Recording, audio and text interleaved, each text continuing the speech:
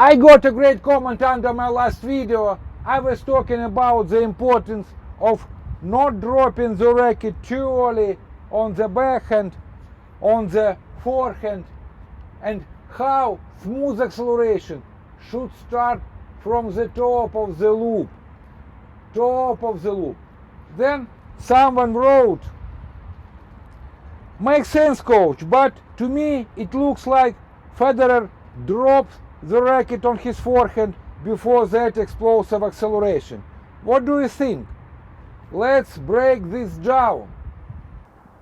So yes, Federer does have a very unique style. His racket drops with the strings facing the court and the tip pointing sideways, almost parallel to the baseline. His takeback is very compact. We often refer to this as an ATP style takeback. In this type of the swing, the racket stays on the hitting side and doesn't cross this center plane, doesn't cross this plane. On the hitting side, for Roger Federer, this compact takeback is especially visible.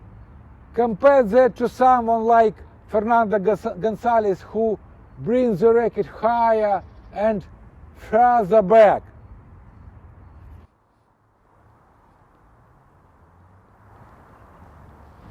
Djokovic doesn't take the racket back as far as Gonzalez, but it still goes further than Federer's.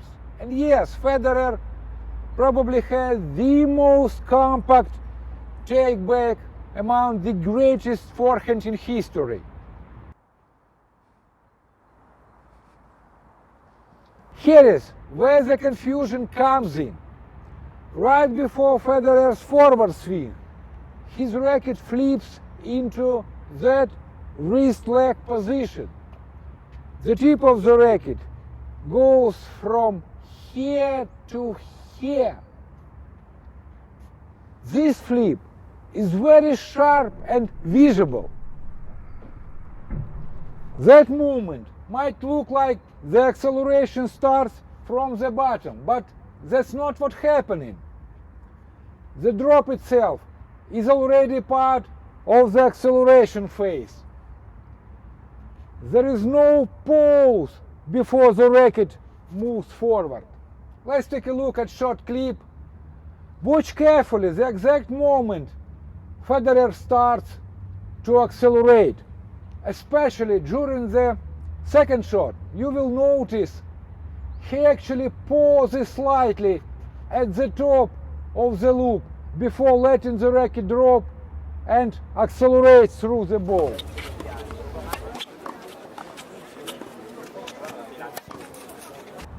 There is no pause, no dead zone.